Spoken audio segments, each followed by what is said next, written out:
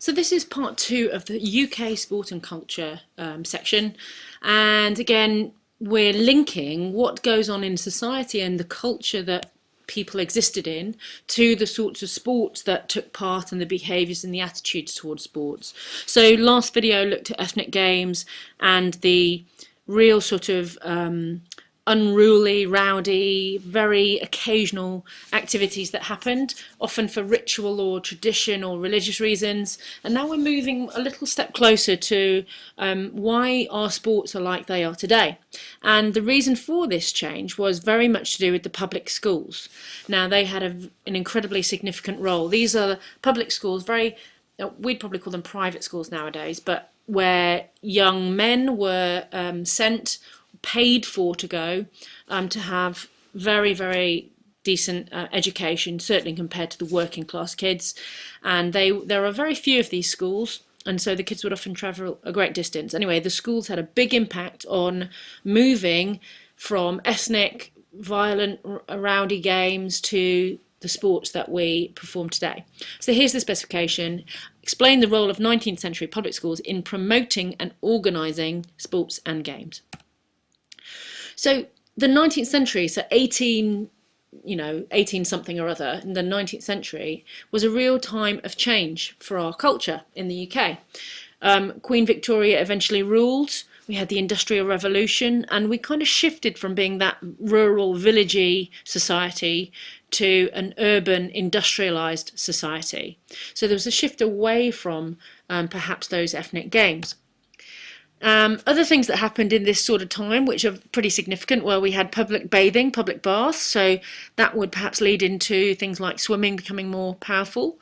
There was a reduction in working hours, so people had more leisure time.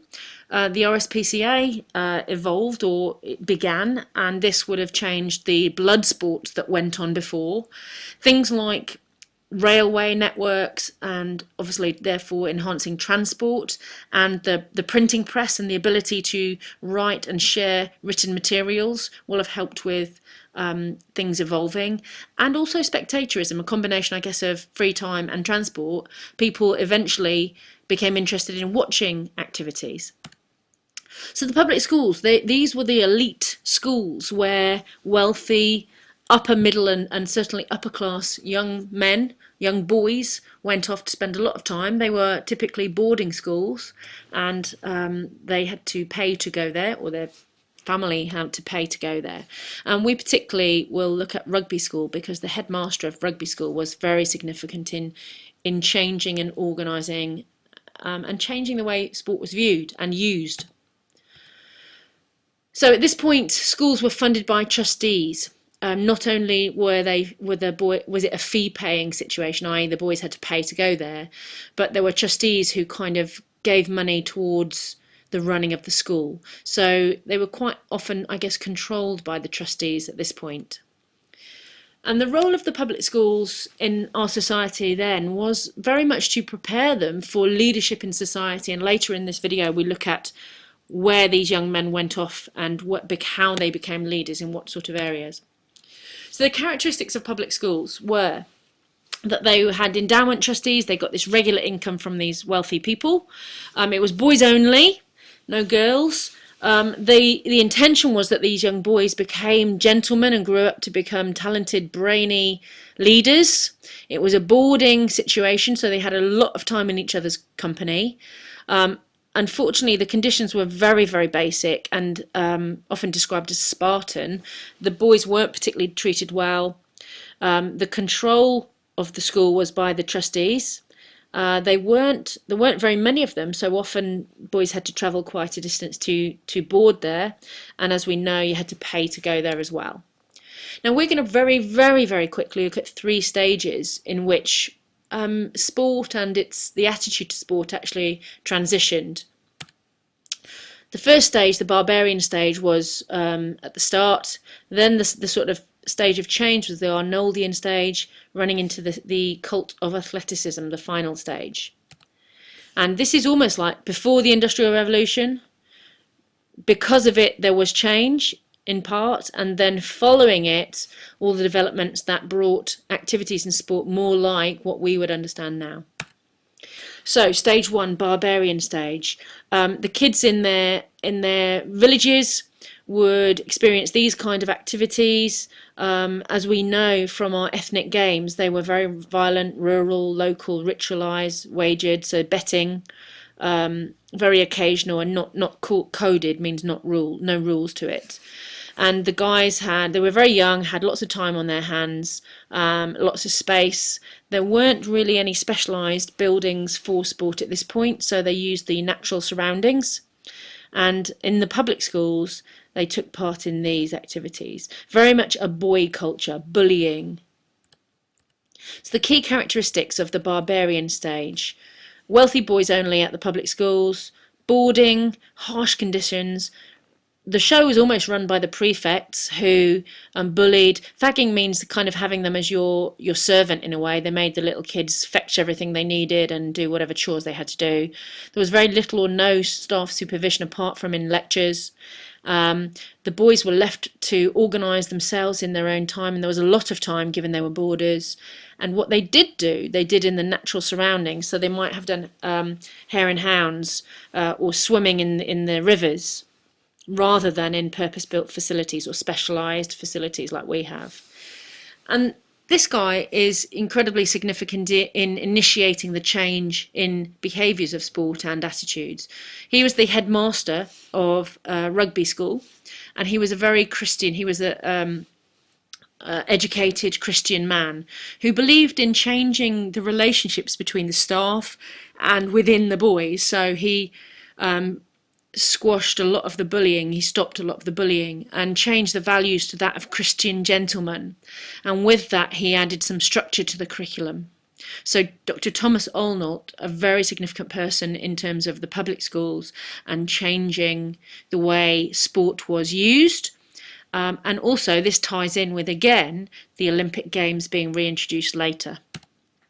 So here's an image that shows just how chaotic early mob football may have been at the public schools, perhaps before rules were formalised properly.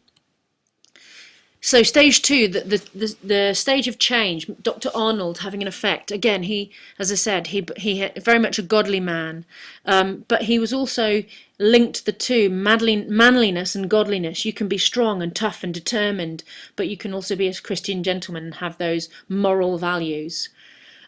This linked into his educational reform. He changed the way school ran and the relationships within the school. The sixth form culture, using the prefects positively rather than as big bullies. He initiated the house system that we still have in many schools today, where intra-school competitions, and things really developed from there.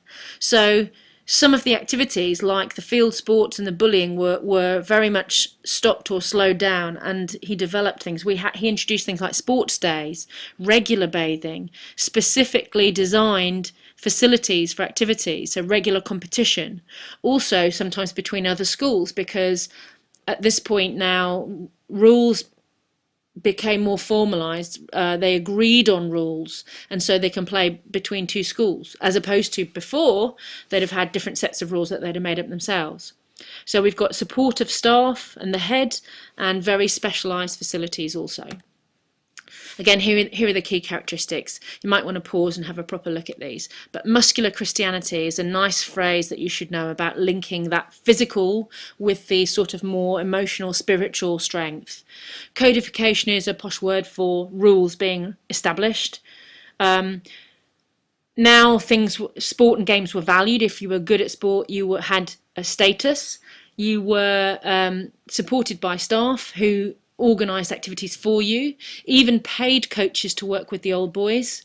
We've got purpose-built facilities, less bullying, codification, regular competitions between schools and within the schools. You've got the sports day and the house system. So these are all characteristics of the role that public schools had in changing the organisation and the attitude towards sport.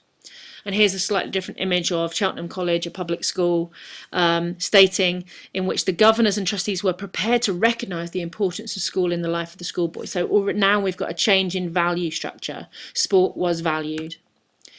The final stage then, the cult of athleticism. Again, building on this connection between physical and moral, physical endeavour, trying really hard, being determined, having those really positive characteristics of a good person, but also having the spiritual characteristics, fair play, sportsmanship, morality. And these attitudes and beliefs were used to build young men who would go out to be leaders in the British Empire, which was very vast. The activities, you can see, change just a little bit in terms of they're just becoming more what we would recognise as the sports that we know. And we've got inter-school championships, the universities, so the boys would go on to universities and also, again, develop sport, take their passion with them, continue to develop rule structures. There's complete support by staff now, so paid staff and coaches. Older boys would go back to their schools, the public schools they were in themselves, and they'd perhaps be staff there, or they would coach there and take their passion for sport with them. And there's lots and lots of time and space and expertise, so everybody became more and more skilled.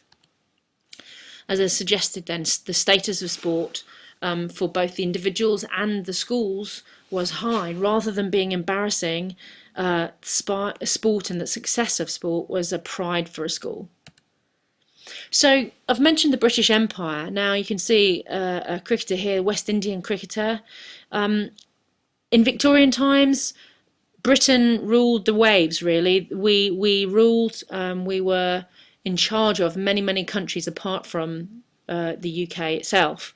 And this is pretty significant in what happened with the spread of sport from our public schools all over the world. Why is it that Australia, the West Indies, all these places that we once ruled are very good in the sports that we valued and sort of grew in power? So things like cricket, tennis, rugby. It's because these young men who went through our public schools spread their passion for sport all through the British Empire. So we've got a couple of terms here. Athleticism, combining physical effort, endeavour, moral integrity and sportsmanship. Sport now being compulsory in schools. Because of the development, national governing bodies now began to form. So the Football Association, founded in 1863, and these national governing bodies dictated and developed sport, determined what the rules were going to be, organised the competition. So they were really important in developing sport. The spread of the games through the British Empire, as I said, the boys grew out to be leaders in society and took their belief and their knowledge and their passion about sport with them. And this is the way of remembering how the games were spread. So let's look at Top Vic. Teachers, so the young boys having gone through public school may become teachers, they may become officers, or obviously parents, wealthy parents, and all of these ways are modes in which they can share their passion and the structure of sport and make it grow and develop and become more organised. They might become vicars, industrialists, they might run big organisations or factories, there might be community clubs, or they might be politicians in the community, all of which status positions or leadership positions would give them the opportunity to spread the passion of sport through the British Empire. So it's worth just paying attention to what we do in terms of our sport. We have regular fixtures, we have inter-school fixtures, we often have house systems in our schools that we use to play our sports. We have a sports day. Sometimes the private schools in the 21st century have fixtures on a Saturday morning which came from the public school sort of system. So a lot of the stuff that evolved and started in the public schools still is the same now. And here's just a mark scheme asking to explain how 19th century public schools helped to promote and organise sports and games. And these are really the sorts of things that we've jotted through. It's worth noting specialist facilities or purpose-built. Specialist coaches, don't just say facilities, it's better to have that key word in there. So again, we've mentioned the majority of those things. You might want to pause and have a look.